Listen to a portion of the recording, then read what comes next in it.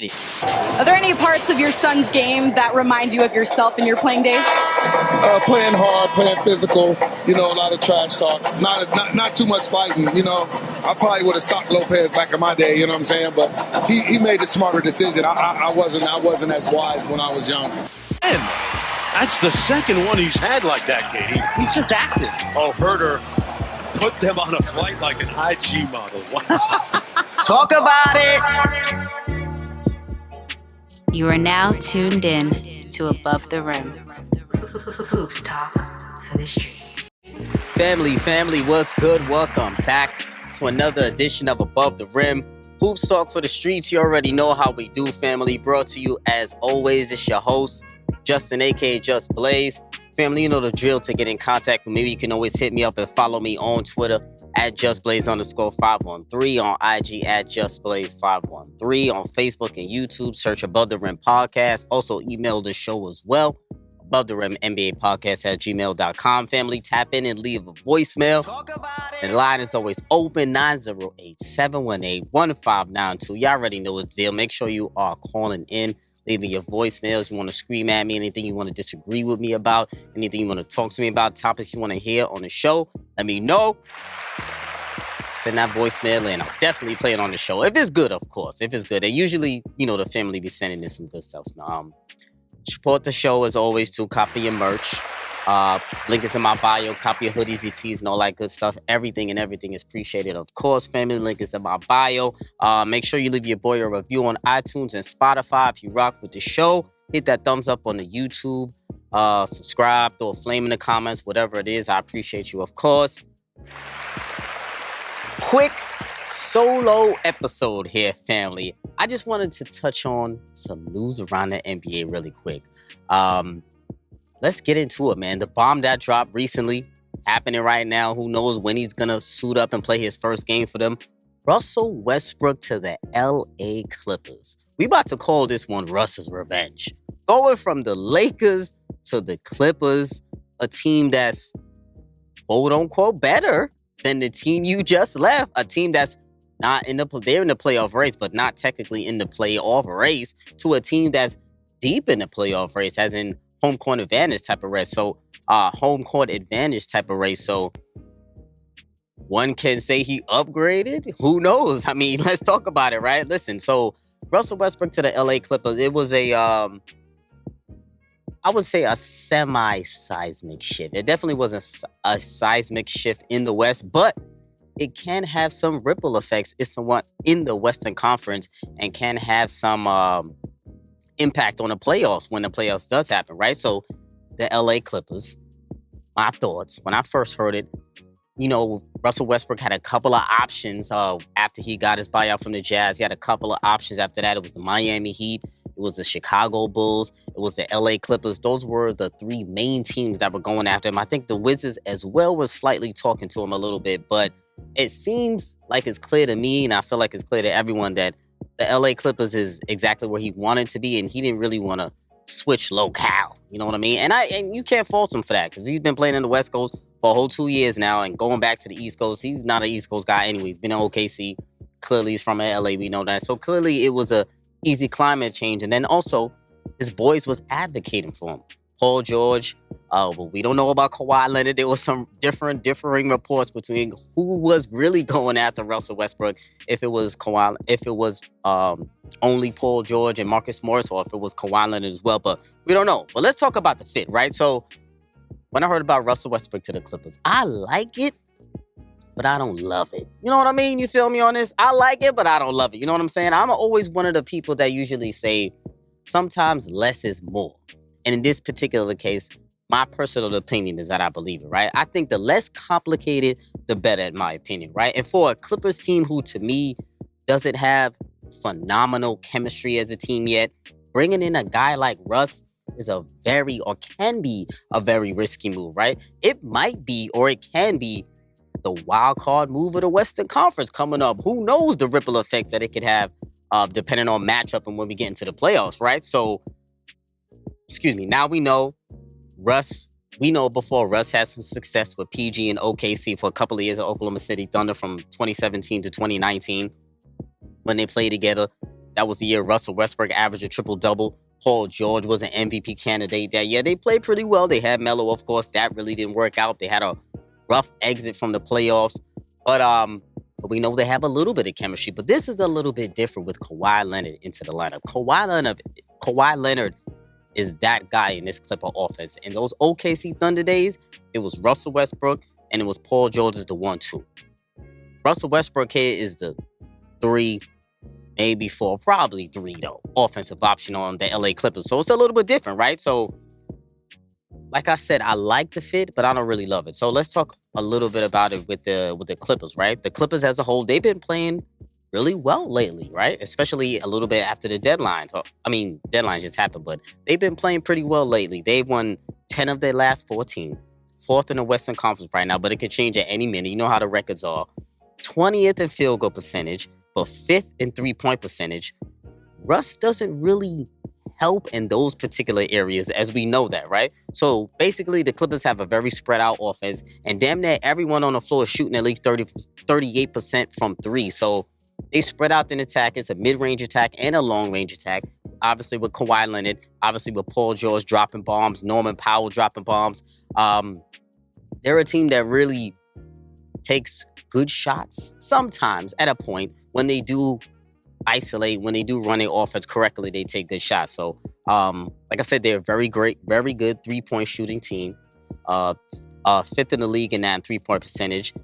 So basically, when they were trying to look for Russ or looking for another buyout candidate, we know pretty much that they were looking for another playmaker at that point guard position, another guard who can create off the dribble, who can make plays for Kawhi, for PG, because they want to be set more in the scorer role as opposed to a little bit more playmaking as they have been doing lately, right? But the Clippers as a team, they're bottom 5 in points per game, bottom 5 in assists per game as a team. They're currently ranking 21st in the league in drives per game. So Russ, those are particular areas where Russ can help. And he can also push the pace also as well, which also creates more easy baskets, more transition baskets, more buckets at the rim, more fouls, more free throws. So it has its positives and it has its negatives with picking up Russell Westbrook. But a small thing or small detail that I don't really like about Russ to the LA Clippers is that I feel like it opens up that blame game again. Think about what I'm saying when I say it opens up that blame game again, right? Because let's be real. If the Clippers have a rough exit in the playoffs, the blame is going to go on Russell Westbrook and it's going to go on Paul George. We know this. Barely little to none is really going to go on Kawhi Leonard if they fail to make it to the promised land, or if they just have a tough exit in the playoffs, right? Mainly because it was reported on so much on how Paul George really wanted Russell Westbrook on his team. He really wanted him here to help the team. And they said Tyronn Lue was looking for a little bit more of a traditional point guard, a little bit more of a playmaker, a little bit more of a shooter, defender, not necessarily as much of a slasher type of guy with Russell Westbrook, because the Clippers are a team that does play their bigs. They do play with Zubac. They picked up Mason Plumlee, right? So those are two guys who may not really fit as well with Russell Westbrook on the floor, because we know when Russell Westbrook is at his best, there usually isn't a center on the floor. He usually is the rebounding guard, and there isn't a center unless it's like really a lob threat. And Zoo, not really the greatest lob. He can catch some lobs occasionally, but he's not really a lob threat, you know? So that's going to be a little bit of a clunky fit. Well, you could do Mason Plumlee. He could catch some lobs there as well, so maybe that might work out for him. And I'm not going to lie, but I feel like the Clippers already had enough talent without Russell Westbrook to really make a run in the Western Conference, right? They had Eric Gordon, just picked up Eric Gordon. They just picked up Bones Highland. They got T-Man. They got Norman Powell. Those are solid options at that guard position, right? And throwing in Russell Westbrook, that makes 5 guys for 4 spots, and really 2 to 3 spots come playoff time in that backcourt. So who starts? Who comes off the bench? Who cares, right? These are questions that need answers now in the LA Clippers lineup. Crunch time lineup, what does that look like? Is Russ individually better than T-Man, than Norman Powell, than Bones, than Eric Gordon? Of course, yes, absolutely. But stylistically, for this particular team, is he better? In my opinion, no. I'm not mad at the move. It can work dividends for them. But me in particular, I'm not a big fan of the move right now on paper. And we obviously got to see how it works and how it fits on the court, right? So how I'm looking at it is, if Russell Westbrook is taking away quality possessions from Kawhi Leonard in the playoffs, then it's a problem. Before I move on, let me talk about the claw really quick, right? Kawhi Leonard has been surgical lately on the floor. Since the new year started, he's averaged of 27 points, 2 steals, 48% on his threes. The Clippers are 9-0 when Kawhi Leonard scores 30-plus points games this season. What does that tell you? Feed the claw.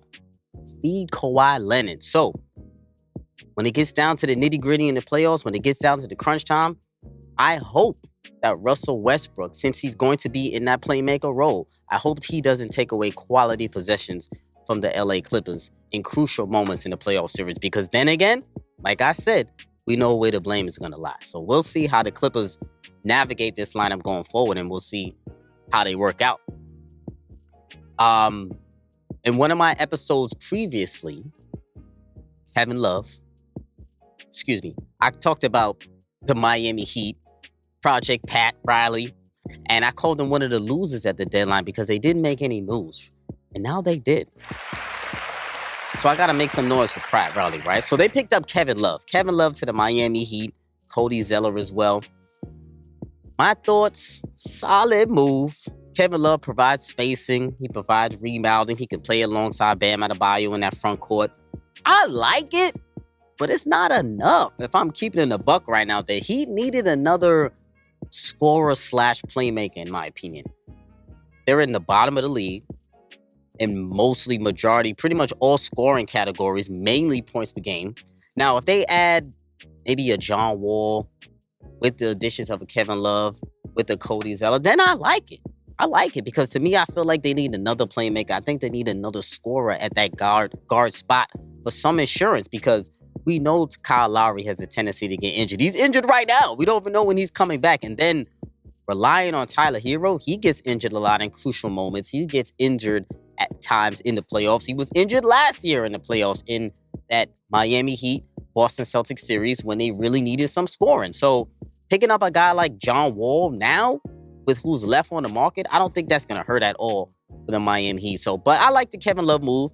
He's going to provide some spacing. He's going to give you probably about 10 to 13 points a night. He's going to fit well next to Bam. He's not going to really, cause any strife in the lineup at all. But defensively, let's hope he can guard his man, depending on the matchup of who he is. But the East is wide open, so you can make a small minor move in the East and really move up in the ranks. So I'm reserving judgment on there. The league, like the East, like I said, is low-key wide open. So let's see how this pickup works out. It definitely fits with Kevin Love. I just think the Heat need a tad bit more, but we'll see. Moving on, Patrick Beverley to Chicago. Patrick Beverley to the Chicago Bulls. Lonzo Ball shut down for the season. Let's get this Patrick Beverley reaction out of the way real quick. He provides nothing, okay? Nothing but barking for the Chicago Bulls. Lonzo Ball. Tough news for Lonzo Ball, man. He's shut down for the season right now. He's last played in the NBA in January of 2022. Over a year ago now. What was a serious injury before? It seemed like it might heal in time, but the Bulls player in the Bulls, it seemed like it would heal in time for the Bulls playoff run last year, but it didn't. And it's tough, man. He really hasn't come back into the lineup. I'm really a little bit worried for Lonzo Ball. He's one of my guys in the league that I root for. I really do well. We triple B over here and above the rim. He's only 25 years old. It would be a huge shame if an injury like this were to end his career. And I don't think it will. I'm not saying it will. I don't think it will, because I think he will be back next year. Maybe he just needed a little bit more time. There are a lot of players who take a full year off and come back strong and come back well. We've seen a lot of players do that. So I think Lonzo Ball, hopefully he's back next year, opening night. And I think that he's going to be back to the Lonzo Ball that he is. But now for this season, it makes no sense to bring him back anyway. So I totally understand the decision to just park him up for the rest of the season. So I totally understand that. And I'm not mad at the Bulls at that at all. More news. Shout out to my man Jacque Vaughn. Jacque Vaughn has signed a multi-year deal extension with the Brooklyn Nets. Shout out to my man Jacque, right? They had to take that interim tag off him. He's done an exceptional job all year, dealing with all the turmoil right here in Brooklyn, as we all very know the turmoil that was going on with the team. He's kept he's kept a steady hand, and I'm glad that Sean Marks, I'm glad Joe Tsai, ownership, they really believe in Jacque Vaughn now, and I really think, like I said before, I talked about last episode, the Brooklyn Nets are a playoff caliber team with this lineup right now. And Jacque Vaughn, I think he's the right coach for this team. He has a great demeanor, a great motivator, great locker room guy. He's very uplifting. I really like how Jacque Vaughn really coaches his team. So shout out to Jacque Vaughn. Multi-year deal. Going to be great. Also in the coaching ranks as well, I didn't even realize Nate McMillan got fired.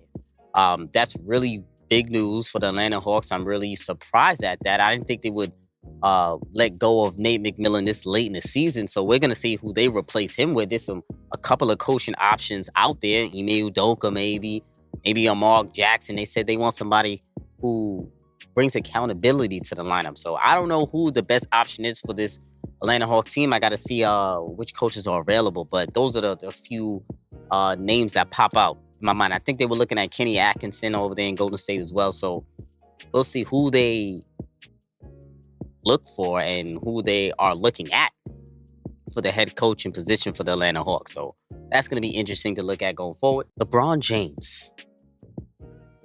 He had the All-Star break recently.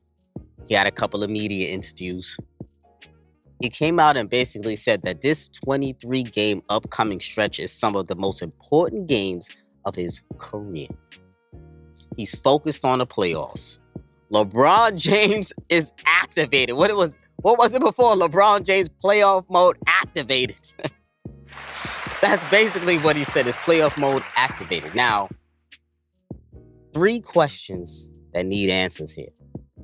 Should he try to play all final 23 games? Could he play all final 23 games?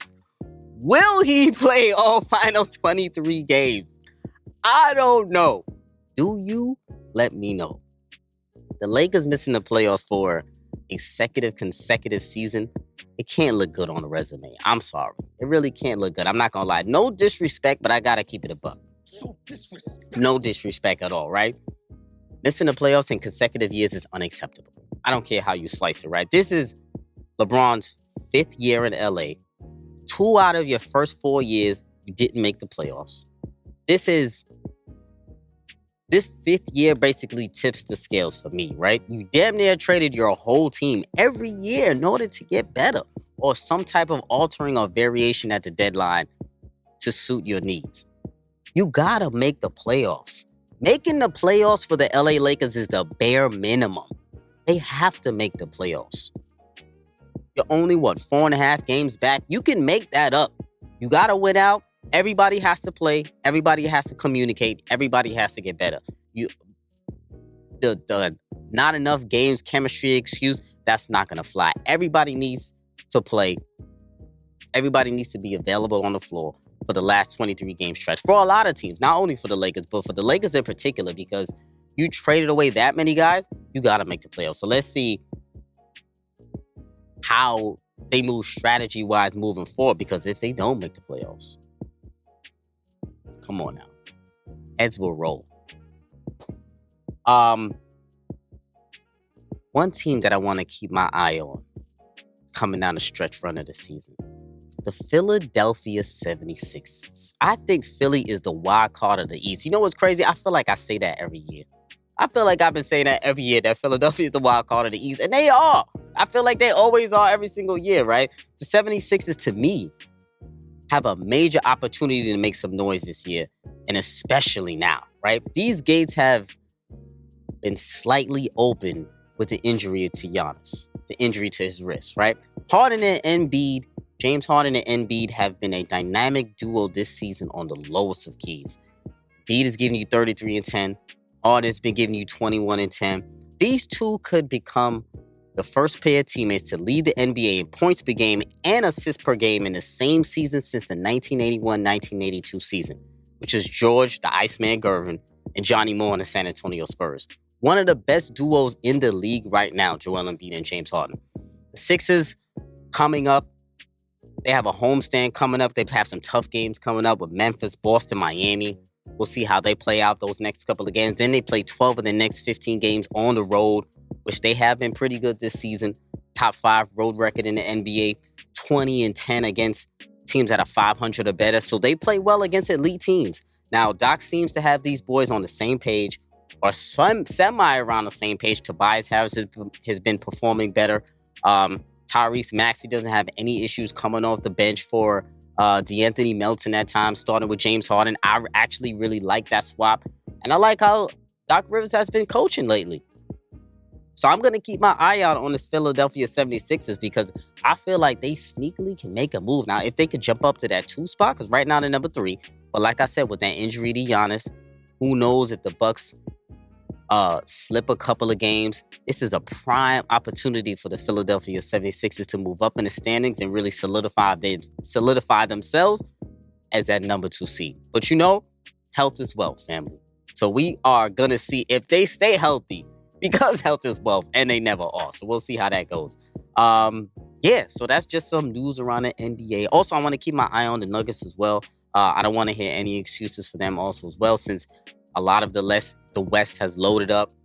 They've been healthy for the most part throughout the season. Listen, having first place in the Western Conference right now, I told y'all before, there's no prize for having first place in the Western Conference this year. You will likely be facing a championship caliber team in the first round. The key to the playoffs is health, like I said before, and just let the chips fall where they may, man. You can't be afraid to play any team, and any team you play is capable of beating you in this upcoming playoff. So it's very, very important coming down this next 20 odd or so games coming down the stretch. It's going to be important for so many teams in the NBA. So I don't want to see any resting either, because all of these games are important for seeding. Family, appreciate you for joining me, keeping it locked with me for another episode. Appreciate all the love and support as always. Keep writing those comments. Keep liking the videos, leaving reviews, subscribing on YouTube, throwing flames in the comments. Let me know your thoughts in the comments of anything that I'm talking about. I appreciate you as always. I try to respond to everybody. So definitely hit me up on Twitter and IG as well with your NBA takes. Send me a voicemail, 908-718-1592. Of course, family, Talk About a Line is always open. Subscribe, tell a friend to tell a friend. This is episode 197. We out.